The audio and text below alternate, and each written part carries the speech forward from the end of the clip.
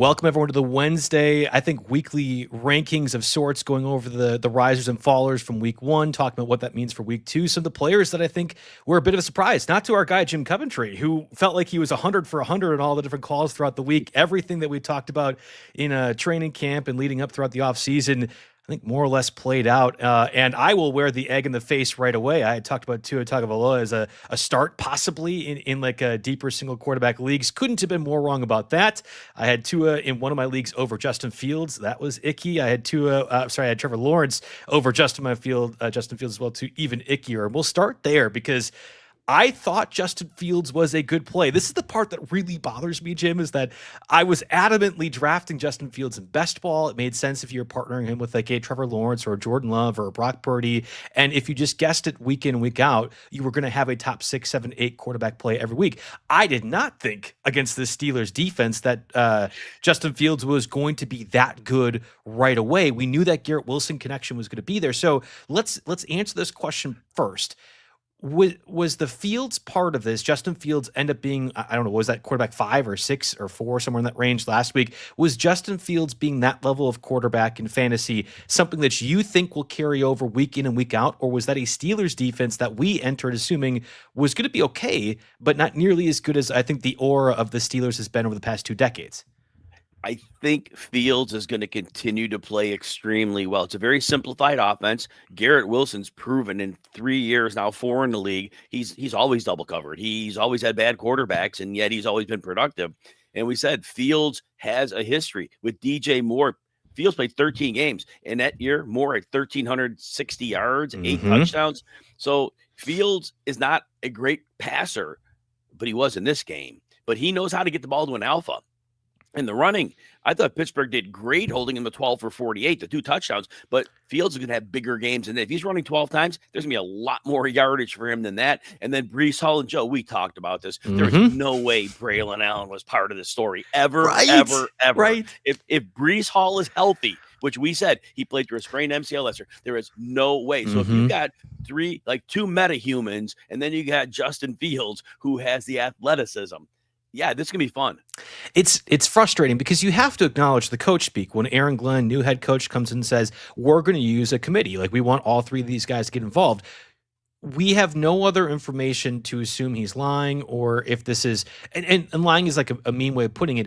When you're doing that at the beginning of training camp, the offseason, you want your Isaiah Davises and Braylon Allens to keep playing hard. I mean, this is a person thing. Like, you are trying to make sure the personality of the player is still performed to the level that you're hoping for. You can still acknowledge that Breece Hall is going to be that guy, but when you're saying here's a 3-headed backfield, we want all those people involved, that is not a knock on Breece Hall. It was more to try to boost up Braylon Allen and Isaiah Davis. When wins and losses matter, when the records are at play, when things are happening, 70,000 people are coming to your football field to watch a good product, not even just a team play well, you're going to have the best players touch the ball more often than not, which is what we saw with the Jets and Breece Hall. We'll talk about that backfield a little bit later in the show, but I think the Fields part of things is one of the very first ones I want to talk about. I'm in this conundrum, Jim, and I guess I think the rankings here, which you can see on the live stream itself, will illustrate it as well. But I look at a guy like Trevor Lawrence, who was typically my partner to the Justin Fields best ball lineups. And in a few redraft cases, I have Trevor Lawrence and Justin Fields. You're going to see Lawrence against the Bengals defense and be like, oh boy, it is let's get the wheels firing right now. And outside of a rain delay against the Panthers last week, I think there had been a lot of expectation that Trevor Lawrence and company would do well, and they did. They scored 26 points. That's a good enough offensive game. But Fields, from a rushing perspective, is the obvious choice, even in a tougher matchup against the Bills, right? 100%. And look, Trevor Lawrence had a cake matchup last week against Correct. Carolina. So this matchup is no better or no worse. So, and Trevor Lawrence really didn't do a lot for you for fantasy. So jury's still out on Trevor Lawrence. And I've been saying that's all. He's a poor decision maker. And he did very little with Brian Thomas last year. And 7 targets, they hooked up once. Fortunately, Brian Thomas was schemed up a rushing play to get a touchdown. But otherwise, it was like he needs Mac Jones. And Mac Jones is in San Francisco. But I'm telling you, and I've said this all preseason long, Trevor Lawrence is not good for Brian Thomas. You could see the overall rankings of these quarterbacks. Again, Jim will do the start sit stuff. It's on Sunday, right? That you do the live stream here on the RotoWire site, or is it on the YouTube? You're over so many places. I'm not sure. Yeah, it's on both of the RotoWire YouTube. So wherever you're watching Okay. this now, you can catch the live sit stream there. It's 2 hours before the games kick off on Sunday. Okay, so like at 10 a.m. Central Time, I guess, 11 a.m. Eastern Time on either the YouTube, and then you'll put it out on Twitter as well. Like people will ask these questions for the start sit stuff. This is often what you are working off of with the information at least we have injury report wise. So you look at a Patrick Mahomes at quarterback 8, that's fine. Justin Herbert at 9. I want to talk about the fringe quarterback 1 scenarios in the case of Brock Purdy, who this could dramatically change because if Brock Purdy is not out there, I don't think it's a 1-for-1 replacement. Here's Mac Jones as a top 12 fantasy quarterback. But even still, if Brock Purdy is playing with all the weapons the Niners will be missing and potentially Juwan Jennings as well too, we'll have to see his stats come Sunday. It's Niners against Saints. Everyone will be like, oh, it's a cakewalk for San Francisco. I don't know if it's necessarily going to look exactly like that. No, you're right. It's not because this is a beat up 49ers team. Left tackle Trent Williams did not have a good game in week 1. That was scary, but maybe he's old. So maybe he just needed a week to get his legs under him. I'm sure he wasn't working his tail off in preseason. That's not a knock on Trent Williams, but I think he's like 37. So maybe they took it easy on him. So let's just hope that's what happened there. But yeah, you notice if you're looking at this for the first time, green means added upside. The rankings are what they are, and the red-ish. To make it really red, you're not going to see the name. So it's like salmon color. There's added downside. And that's where Brock Purdy's at. The big loss is George Kittle because they did get Ricky Pearsall vertical last week a couple times, but realistically, Kittle is their vertical threat. And by taking him out, defenses could play them a lot differently. And so Purdy's going to be limited. There's also going to be defenses playing a little tighter. And yeah, this is going to be a tougher matchup. And look, if they somehow do get a lead, which you hope they do at New Orleans, it's going to be a lot of the running game, I think. Yeah, I mean, I would imagine Christian McCaffrey is going to be one of the league leaders in fantasy points this week if he stays healthy. And that was the question mark entering week 1. It's ironic that he was the only one that ended the game healthy in that win over the Seahawks. Right. And I mean, a lot of people had mentioned that game as a trap game. I had tried to fade the noise a little bit. Obviously, the Niners covered. I mean, it ended up being okay from a gambling perspective, but that was not a clean game from just about everyone from San Francisco. The only issue was it was hardly a clean game from Seattle side either. And we'll talk about the backfield as we get to the running backs. The other 2 quarterbacks I just wanted to have this discussion about real quick. Of that, Patrick Mahomes, Baker Mayfield, Bo Nix, and you could throw Kyler Murray tier of quarterbacks in there. I didn't want to draft any of them. I would draft a bit of Baker Mayfield and partner him with Mike Evans or Chris Godwin early in the offseason, Emeka Egbuka later on. That one I understood. I didn't want anyone in that group, and I specifically didn't want Bo Nix. So if I want to pat myself on the back a little bit, my God, that was a bad second-year opener for Bo Nix and company. I despise Sean Payton's shtick. The egotistical things really bothers me. So I will be patently out there and say he annoys me, and there is a part of bias with this. But I was a little bit happy to see the Broncos struggle against the Titans. You have this matchup now against the Colts, who absolutely ran roughshod on the Dolphins. I have zero answer as to, is this last year's Saints team or are the Colts for real? The Dolphins really bad? I don't know what the takeaway is from that, but I do have some reservations about Bo Nix once again against this Colts defense. Yeah, and everybody knows if you watch my offseason videos, he was my quarterback bust. He was the guy you weren't taking. Look, Bo Nix, exactly, Joe. Bo Nix was one of the very least efficient quarterbacks when under pressure last year. And that's out. That news, that video's out on the tapes out. Teams are going to try to pressure him when possible. And that's going to be really not good for him. And the other thing is there's tape on the things he did well. And then teams will try to take those things away. Yeah. The other thing was Bo Nix lived on a lot of rushing last year. Remember, in the second half of last season, they had nobody to run the ball. Javonte was terrible. Jaleel McLaughlin was terrible. Estime was even worse. So Bo Nix just often just took off, called his own number. He put up a ton of rushing yards. I think it was 400 plus. Yeah, top of my head, just over 400, I think. Yeah. Yeah. Well, you notice he didn't have to run a lot here. They've got Harvey, they've got Dobbins leading the backfield, so they don't need him as a runner. So if you take that running out and then you take the inefficient passing, it's going to be he's like a matchup based guy. Bo Nix. He is not a regular fantasy starter. Last quarterback that we at least discuss, I thought that Monday Night Football game was very interesting for a number of reasons. The athleticism that we knew Caleb Williams had, and he flashed certainly in the first half of that game, matters fantasy-wise. We'll see all the clips about overthrows and DJ Moore not reading things. Football-wise, this is a different conversation, but Caleb Williams as an athletic player, I think reaffirming that within that Ben Johnson offense was important. But more importantly in this context was J.J. McCarthy, who we all knew was that sort of quarterback, but we certainly didn't get to see in Michigan very often. We did not get to see it all last year in what ended up being McCarthy's very first professional start on Monday night. Vikings get the win, largely because the Bears choked, not anything to do with what the Vikings did overall. I made this case, and I think it'll be on the social media circles here for RotoWire either today or tomorrow. Hot take is that the volume that you would assume from this Vikings offense might make Justin Jefferson not as a top 5 fantasy asset like he was being drafted for, but fantasy quarterback J.J. McCarthy, with the rushing ability that we saw and we knew or presumed, at least from college, is going to be there. McCarthy kind of elevates into that fringe, I think, quarterback one range, especially during bye week season. But I don't know. I wasn't impressed with him as a passer, but it was comfortable knowing that he could still be that sort of athlete that we saw in college.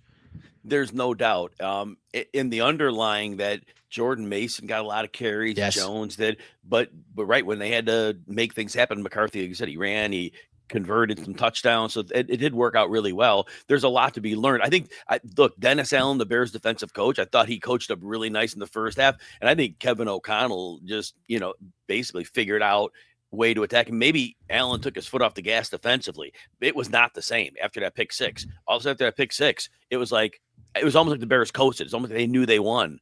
And maybe I'm wrong with that. McCarthy feasted on that. Give the kid a lot of credit. I don't know what he is yet. I think this game is a really rough one to say that. Yes. They play Atlanta this week, so it's a great matchup again. So I think if you're in a 2-quarterback league, you're certainly starting McCarthy. But I think we need to see a little bit more. But you're right. The signs were encouraging. Let's go over to the running backs. And I think for the most part, and maybe I'm answering this not fairly because I had certain expectations and biases, and they more or less kind of played out exactly how I thought. I think the conventional conversation, specifically with a guy like Kenneth Walker, was he is going to have a boom year. Some really, really smart people, I'm not going to even discredit that. I think really smart people are more often than right than not. We're talking about Kenneth Walker as one of those guys that you'd often want. And even before all the halfway injury news updates throughout training camp, I was completely out on the Kenneth Walker experience. I've been burned on that in past. I've heard in years past as well, this is going to be the year for it. I just didn't need to fall into that siren song. Well, he splits time with Zach Charbonnet. Walker was more of the receiving back, but I will push back on that notion that he will always be the receiving back because Charbonnet has been able to do that as well when it's been just solely that part of the backfield. So right now, when Kenneth Walker and Charbonnet were healthy, it was Kenneth Walker, 3 catches for 3 yards, didn't do a whole lot overall. And then the Sam Darnold piece of this, who I think everyone kind of assumed was a worse quarterback than Geno Smith, but to what degree we didn't know. I don't know if it's fair to put that all on him against a good Niners defense here week 1, but I mean, watching what Geno Smith did against the Patriots and watching Sam Darnold against the Niners, it was very clear and obvious how different these offenses could be. So if I was to have one guy I need to move now, and I think I saw you post this on Twitter as well, Jim Coventry, NFL, it was Kenneth Walker. I don't know how I'm going to be able to sell him, but at this point, I don't think he's starting for me, which is pretty crazy to say after week 1. I think you can sell him still. People painted such a hard narrative on him. I think people who paint that narrative are going to have bias to get themselves right. Now, I think that's why you could sell him this week because they're going to be like, oh, no, it was a one-off. It was a one-off. He's the man. So look, if you paint that hard of a narrative, sell him. If you happen to have him and you bought the narrative, sell. The snap rate, 58% for Charbonnet, 40 for Kenneth Walker. That is not close. It was neutral game script. The whole game, it was like a 3-point game most of the way. Neutral game script. That is horrible for Kenneth Walker. And why did he do bad? And if you watched my Start Sit show, you heard me talk about this, and you also heard me talk about this late in the preseason. The narrative, and it was the echo chamber, Joe. It was. The smart people, they heard this, oh my gosh, Clint Kubiak, outside zone. Mm-hmm. Oh my gosh, Kenneth Walker, this is the year. We create a narrative for that dude every year. And here's what I said. Sam Darnold's our quarterback. He's terrible. B, JSN, short and intermediates, are only receiver. Cups washed. They have nobody else. How are defense going to play them? Oh, make them beat us with the run. So we're going to put bodies up there and make Darnold beat us, which you can't. So Kenneth Walker is going to navigate for holes. There ain't going to be any holes. Kenneth Walker just goes downhill. He'll make his own fortune. That's why he's going to be the running back. Kenneth Walker is never going to find room to go consistently. The Cooper Kupp part of this too, and again, we're talking about running backs overall, I understand with Kenneth Walker, but that Cooper Kupp was going to just be like the Triple Crown winner from a couple of years ago. I never understood that at all. There was some latent optimism for him as well in that offense, and I'm like, if JSN is shut down by a team, that team will, or the Seahawks might score 10 points. Like, it was JSN or nothing, and that we kind of saw it play out literally in week 1. It's a long season. I understand. I won't victory lap too much. Jim never victory laps. I will victory lap a little bit. I was shocked that there was the Cooper Cup enthusiasm for it a little bit, and certainly the Kenneth Walker part of things. Okay, so there's that. The other one, and again, I couldn't have been more wrong about Tua and the Dolphins. That is the egg that I'm still wearing my face a couple days later. I have been pounding the table for Travis Etienne. Jim, you and I have been in plenty of drafts before. It was like we were racing to see who could draft him a little bit later in drafts because nobody else. Oh, Bashal Tutin, it's the rookie. He clearly is the guy. LaQuint Allen is interesting. Oh, Tank Bigsby. Nothing to do with Travis Etienne. Of course, Etienne goes for 140 yards, wins that game easily for Jacksonville. And then days later, the Jags front office says, oh, yeah, that Tank Bigsby guy, whatever. Let's just flip some day 3 picks for him. He's gone out the door. And it is Etienne's backfield, I think, firmly established. Thankfully, if you followed us throughout the entire offseason, you get to reap that windfall. There's no putting the genie back in the bottle. As long as Etienne is healthy, I think he's a must start every single week moving forward. Is that a fair statement in your mind? Yeah, Etienne looked at the player we saw a few years ago, and he's had horrific coaching. The offensive line's been terrible. Now the line's not a whole lot better, but they have good coaching now. And basically, Etienne got downhill, and that was the whole point. And that's the whole thing with Liam Cohen, why Bucky Irving was successful. They got downhill. It was a great way to do things. And in Etienne, he almost had like an 85, 90-yard touchdown. Mm-hmm. The blocker did a nice job getting in, but then the defender made a real nice angle. But Etienne almost took one to the house for a bigger fantasy day. But yeah, right now this week, you'll see I have Etienne. Where do I have him for my rankings? I got to have him about running back 19. 56. Yeah, 19. Yeah. And that's probably lower than I should have him. I probably should put a green on him. I think I'm going to add a green to him for upside. They're playing Cincy. So I'm going to add a green to that for there is real upside here. But as you're saying, Joe, he definitely for at least the next month has the lead job, and it's probably longer than that. But yeah, just bank on Etienne. Yeah, I'm right there with you. I think Etienne's one of those. Again, for me, it's a matter of health. If Etienne gets injured, then there's the Bashal Tutin aspect of things. Or again, LaQuint Allen, who I think the decision makers in Jacksonville also really like, and that was largely the reason why Tank Bigsby was traded to the Eagles earlier this week. I try to do the sandwich thing. Let's do a nice compliment, bad thing, and then compliment again. But for me, because a pessimist, I do the reverse. So I say the bad thing with Tua, the one compliment I'll give myself with Etienne, and then the bad thing again, Ja'Cory Krosky-Merritt. I thought for certain this was going to be a Chris Rodriguez, Austin Eckler backfield, and that Krosky-Merritt was not going to be involved. Wearing the egg once more on my face because you had Chris Rodriguez as a healthy and active for that week 1 game against the Giants. You had Ja'Cory Krosky-Merritt go for 10, 82 and a touchdown. And at this point, I'm not going to be stubborn about this. It's very clear that the coaching staff loves Ja'Cory Krosky-Merritt, and he has played well despite every other bit of evidence that would suggest otherwise in college. So tougher matchup, though, Thursday against my Packers defense, patting myself on the back. Yes, sir. And we'll have to see what this looks like because on the surface, the Lions were supposed to torpedo the Packers' run defense like they had the past 2 years straight, and that never really came to fruition on Sunday. I think I feel okay about the scheme stopping Ja'Cory Krosky-Merritt this week on Thursday. I'm much more worried about Deebo Samuel, Terry McLaurin, and Jaden Daniels using his legs. So if you have Ja'Cory Krosky-Merritt, I think you have to feel energized with what happened in week 1, but I don't know if it's a guaranteed start for me against a Packers defense that looked really, really fresh against the Lions in week 1. I want to make sure people who drafted Krosky-Merritt are super happy with it, and I'm very happy that he had a great week 1. He played 29% of the snaps. Very low snap share. Jeremy McNichols played 20% of the snaps, so it wasn't very much different. Eckler played almost half the snaps on the field. So I want to point that out. Krosky-Merritt made a 42-yard run happen late in the game. A little bit of garbage time, a little bit of a bad Giants defense. Can he do that every week? Maybe. But the touchdown was nice. You're not going to get the touchdown every week. He had 1 target. Again, you drafted him. You're excited about him. You should be excited. It was a great week 1. But that 29% snap share is a little bit concerning. Yeah, I'm with you on that one. Again, there's probably, depending on where you're drafting, either Krosky-Merritt was a free agent pickup or at least like a round 10 or later pick. It was really only the final 2 weeks where he became that 7th or 8th round ADP. There are situations where I'm not playing Krosky-Merritt this week against the Packers defense. Right. I would still play Austin Eckler. His over-under right now, not if this is a fantasy conversation, but over-under 2.5 receptions. That feels like a slam dunk to me, the way that the Jahmyr Gibbs Lions offense played things in week 1 against the Packers in that loss. 2 other backs I guess we'll talk about. And first was Trey Travion Henderson. If we're going to do the compliment sandwich once again, I was out on the Travion Henderson hype, which was extensive for, it felt like the final 3 weeks of training camp. One kick return touchdown changed his ADP by a round, and it just went off the rails from there. And yet you look at what Josh McDaniels has literally done his entire career as both a head coach and play caller with the Raiders and Patriots respectively. It was split backfield by committee, and it played out again like that in week 1 in that loss to the Raiders. There will probably be a time where the Patriots say, F this. We're not going to keep having to use Ramondre Stevenson and run his head into the ground, but it won't be week 2. I still think Travion Henderson ends up being in that 3-headed backfield split share with Gibson and Ramondre Stevenson once again.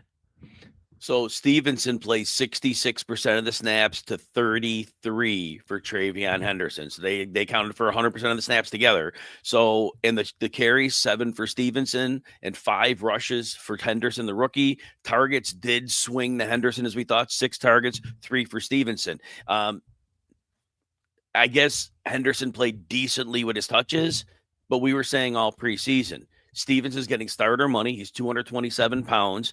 Henderson profiles as more of a change of pace guy at 205. And I don't know that anything in week 1 changed a thing that we expected, which was more like this. I didn't think it'd be 66 to 33% snap. I thought it'd more be like 55 to 40, but it was worse than that.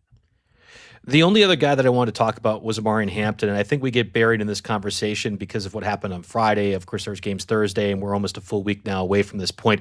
I thought Amari Hampton looked awesome. Like I thought he looked every bit the part as a runner. He was clearly more fluid. Najee Harris wasn't very much involved, and whether that's due to conditioning or the eye injury or just game plan, I don't know. But the game plan part of this is the interesting conundrum, because you'd think going against the Chiefs, conventionally the Chargers have been a run-oriented offense really since this Jim Harbaugh era has started, and they completely flipped the script. Justin Herbert had, I thought, one of the best quarterback performances I've seen in recent memory. He was excellent, a 65 to 35 run pass to run ratio as well too. I don't think that's the norm. Jim. But my God, if Herbert is just going to look like that every single week, it should be the norm. So I'll counter this question to you.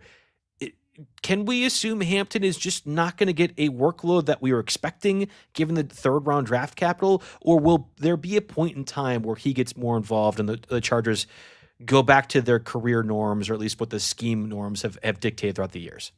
You know, I'm going to defer offense for a minute. I listen to mostly NFL shows. So it's like Nate Tice from Football 301. Yeah. Well, on some days, Matt Harmon, the fantasy guy, comes on with them, and Matt Harmon was pointing out some numbers that he said, well, the Chargers from last year's second half on, they were very pass heavy, but I think he missed the context. They were pass heavy because Dobbins injured his knee and he went on IR and they couldn't run. They had no other choice but to throw the ball.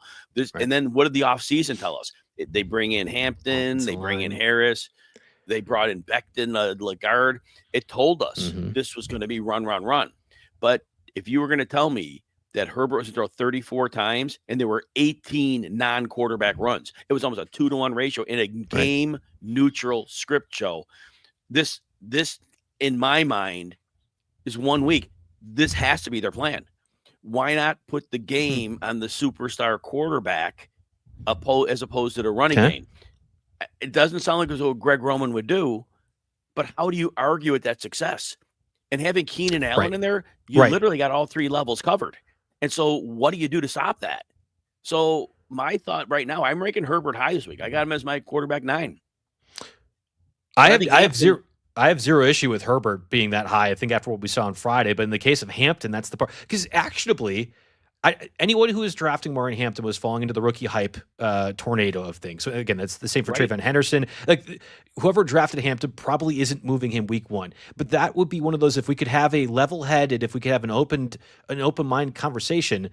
If you do think the Chargers will be that level of pass heavy to the degree that we saw on Friday moving forward, Hampton probably isn't worth that, and you could probably sell him still at this point. So I disagree with this notion, but this is why we're having the conversation, because if we do, if there's reason to have this reinforced, and Herbert played amazing again Friday, whether it be Madison Beer or anything else, whatever this reinvigorated version of Justin Herbert is, that can win you football games. That could win you playoff games. That could get them to the Super Bowl.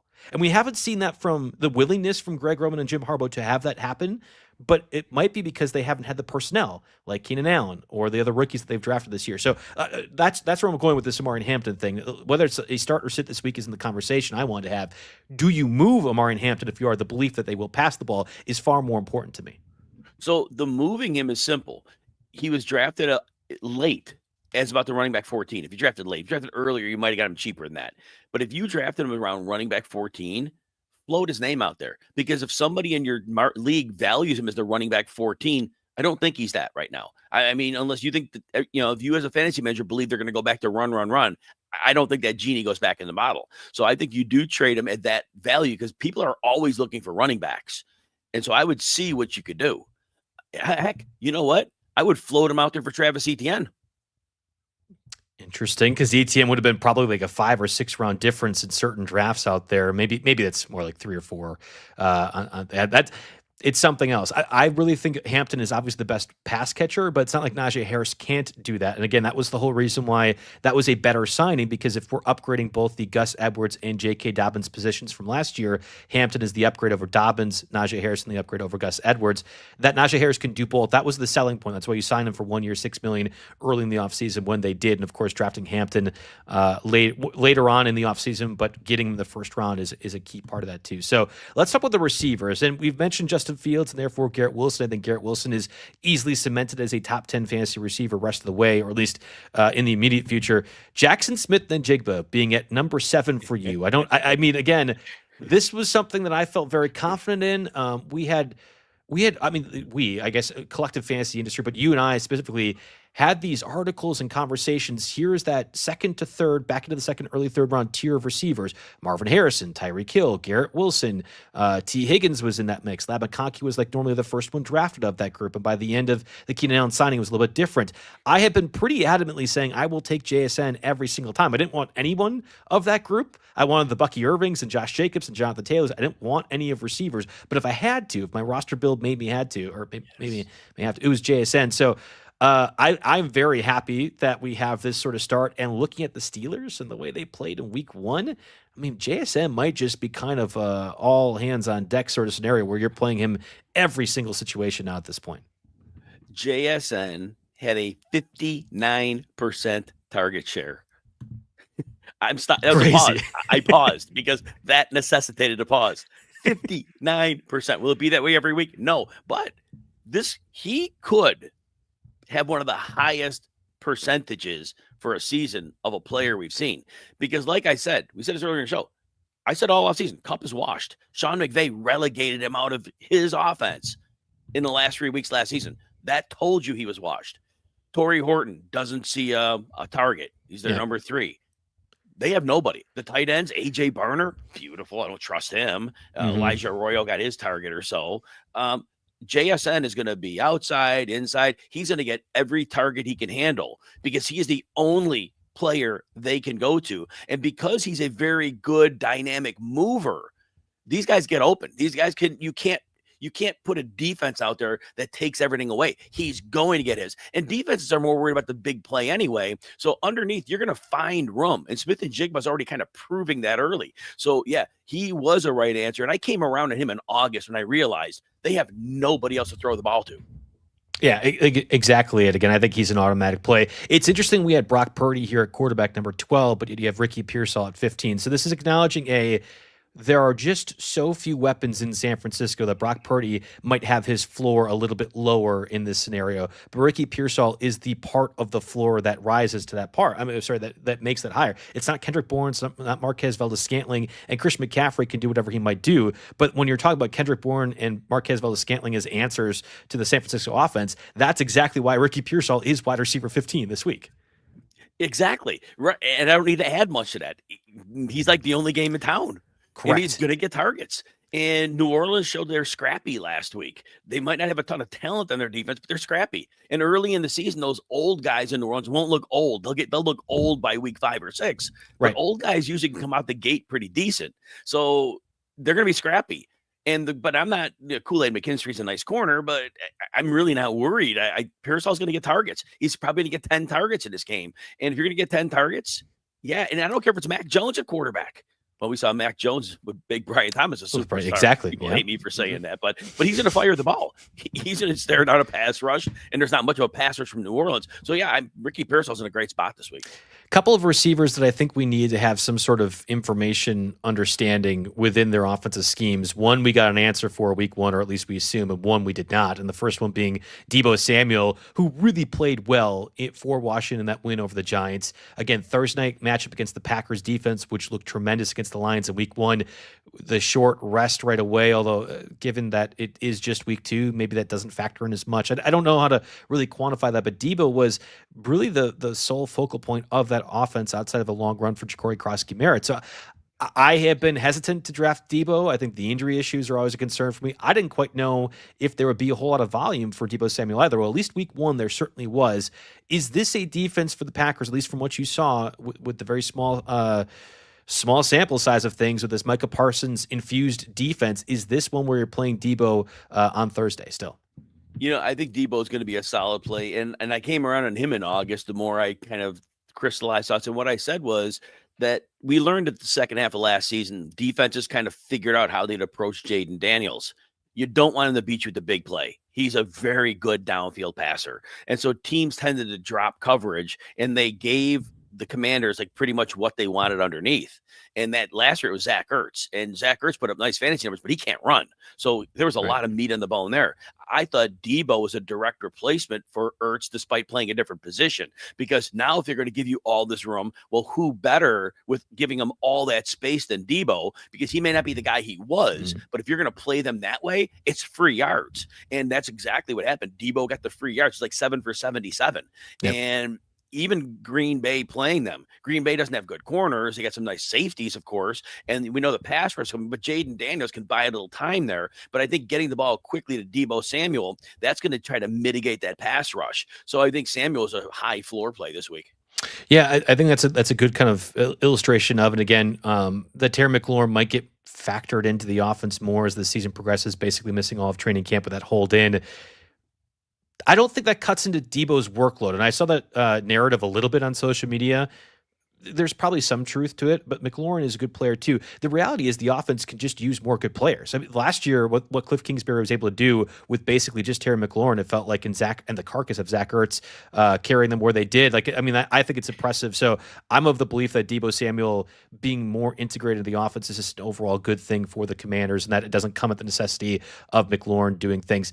If there was one area in which Jim Coventry, the illustrious Jim Coventry, who feels like 100 for 100, had egg on his face fantasy-wise, it was Dak Prescott on Thursday against the Eagles. And even then, Jim, I'm not going to allow you to have that egg there because I thought Dak played exceptionally well. He did? That was one of the best quarterback performances I've seen to have literally zero fantasy implications from that. The only issue I have moving forward is you look at the first 5 weeks of the schedule for the Cowboys, it is difficult. I mean, like if we're to say Dak Prescott will not be a top 12 fantasy quarterback for the first month of the year, it's not because I think Dak Prescott is bad or this offensive scheme is not very good. It's because they have difficult matchups to come. This week against the Giants would theoretically not be one of them. This is one of those opportunities where I think Dak Prescott will have this fantasy day that we're expecting. Now, he was, I think, quarterback 7 on your list, and reflecting that is not just the dropsy guy, CeeDee Lamb, who could have impacted Dak's fantasy line on Thursday too, but also George Pickens, who was not involved week 1 against the Eagles. So Pickens is pretty high on your list. I'm surprised by that because he didn't do a whole lot against the Eagles on Thursday. Pickens drew that long DPI. He was targeted in the end zone.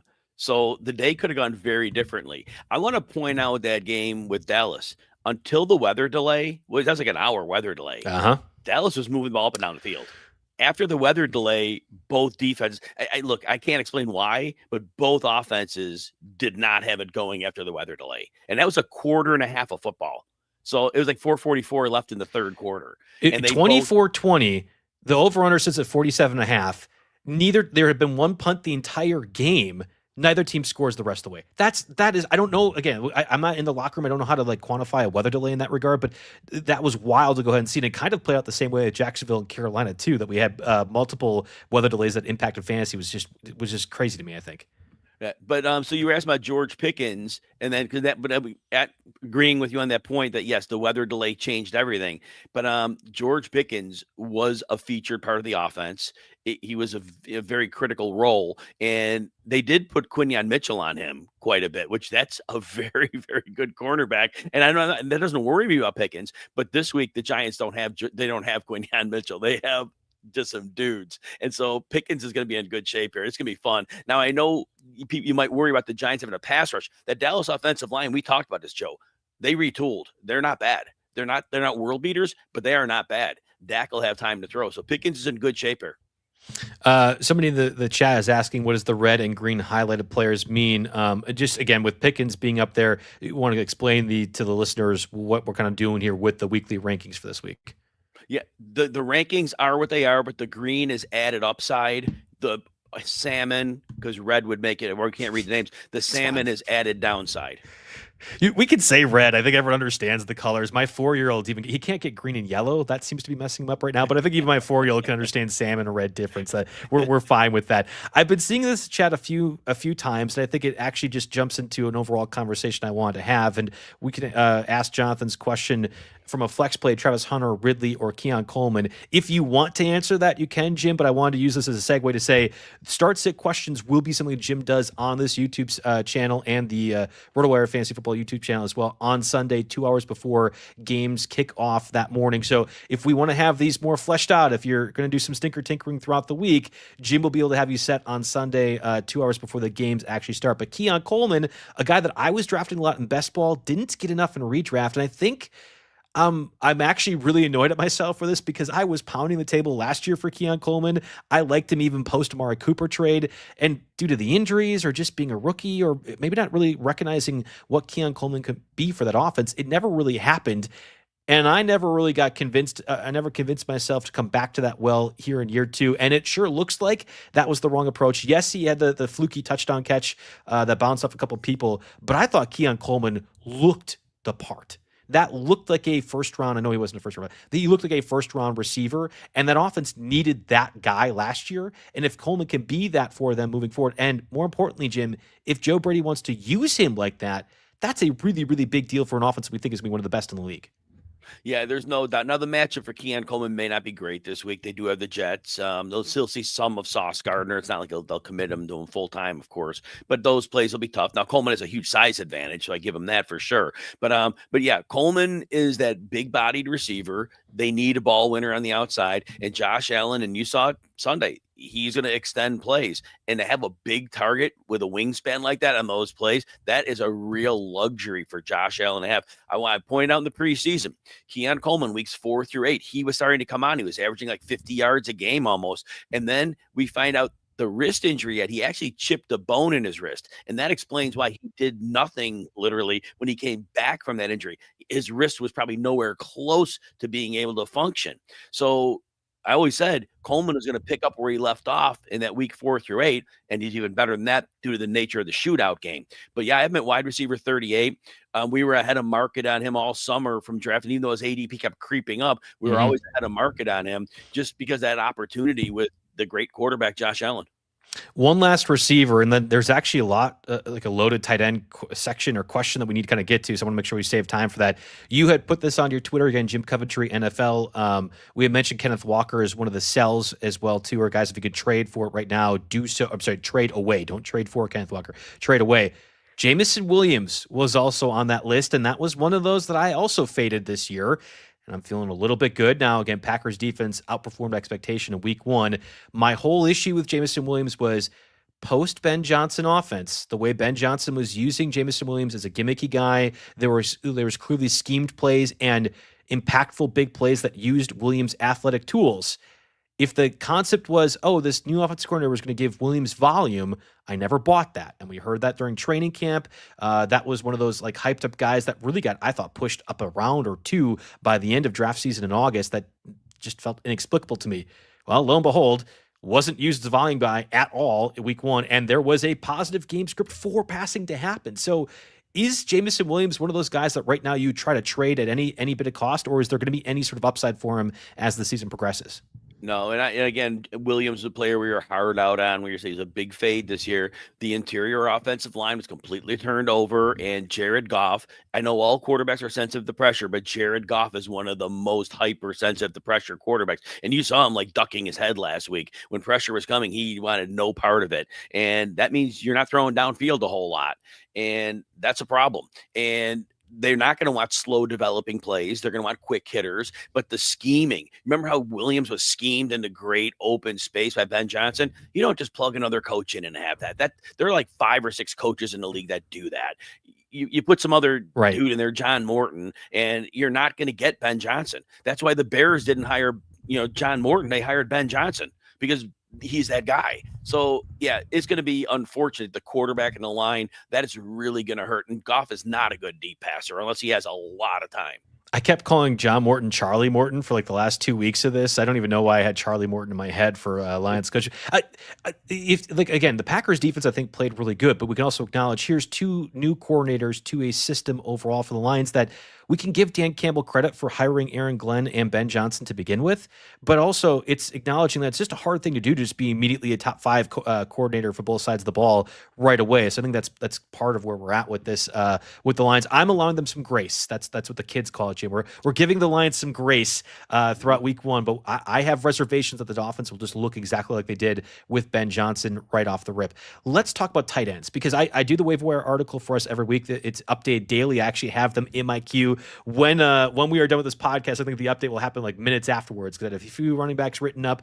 But this was a really, really heavy week 1 waiver for tight ends. And I think people will think, oh, yeah, okay, Joe, you were telling me about Isaiah Likely last year. A, I was not. I didn't fall for that baloney. But B, no. Yes. I mean, it's okay to say there weren't any stud running backs. Nobody got hurt. That is a good thing for fantasy-wise that we're outside of George Kittle not dealing about, I lost my first 4 selections. What do I do? Like, that's a good thing for fantasy that we're not at that point. There were situations that we didn't know would use volume in their offense, and we are now adjusting to it, or at least I am, as per the waiver wire article. Let's first start with Juwan Johnson, who Jim was already on Juwan Johnson. We went to the Fantasy Football Expo a couple weeks ago, like mid-August in Canton, Ohio, and Jim's pocket pick at the end of every draft, which did draw snides from the other fantasy experts, smart guys out there that I know you guys are listening to. Oh, Juwan Johnson. Okay, yeah, all right, Jim, here's for Buck, whatever else. And you're like, well, it was gonna be a flex play for me right away, week 1. Couldn't have been a better one in full point PPR leagues. And Juwan Johnson, in my mind, is, if not the top waiver wire pickup, one of, along with Hollywood Brown as well too. I don't know how that changes. Getting 12 targets from last week. Maybe Juwan Johnson only gets 7 or 8 in some weeks. But outside of Chris Olave, there is not a volume guy within an offense. And if the Saints want Spencer Rattler to throw 45 times in a game, you're going to have Juwan Johnson be a top starting tight end each and every week moving forward. The biggest deal was the snap share. Juwan Johnson's 40% guy, 98.55% snap share. Right. Juwan Johnson is a converted college wide receiver. He has had 500-yard seasons on his resume, but he's never consistently gotten the football. When they get him the football, he produces. Well, like you said, this defense they played scrappy, but yes, like I said, all those old dudes they're going to look old in a few weeks. And Rattler, like you said, he is going to have to throw because that's going to be game script. And Shaheed is a very good player, but he's at his best downfield, and Rattler is not going to have a whole lot of time to be throwing downfield. And I don't think he's a very good downfield passer. So really it's going to be Olave and Juwan Johnson, short and intermediate, and Shaheed's going to be fine too. But when you throw 45 passes, like you said, Juwan Johnson is going to have a heck of a floor. This is the first year he's going to have targets. Yeah, and again, I think he's a low-end tight end 1 play. I think from a volume perspective, Juwan Johnson had been in the waiver wire articles, it feels like, for years of his career due to the touchdown upside. Now it's a volume part of things, and I think one that we had to react to. The other one, and I see this in the chat right now, Ryan Jones, I'm not calling out Ryan all, but I think he's illustrating a question that I just want to get ahead of right now. Your guys' thoughts on Harold Fannin or David Njoku? He says but I think a lot of the fantasy conversation is or David Njoku. That's not the right approach. If you have been listening to Jim Coventry at all, at any point, for even a second of all of August conversation, Jim had been pounding the table at Kevin Stefanski now being able to go back to his 2 tight end set offense was going to allow for both David Njoku and whoever else. We didn't know quite yet if it was going to be Harold Fannin. We probably should have as a 3rd-round selection. Somebody else was going to benefit. Enter David Njoku and Fannin. I think I've seen a lot of people have this misconception that, oh, Harold Fannin gets 9 targets, 7 catches for 60 yards. What happened to David Njoku? Njoku played more than Harold Fannin. It's not an issue of David Njoku not being a part of the offense. This is what the Browns want to do. This is what Kevin Stefanski wants to do. It is not an issue of don't play David Njoku or get rid of him or cut him. It is Harold Fannin and David Njoku moving forward are part of this Browns offense and a fabric of it as well.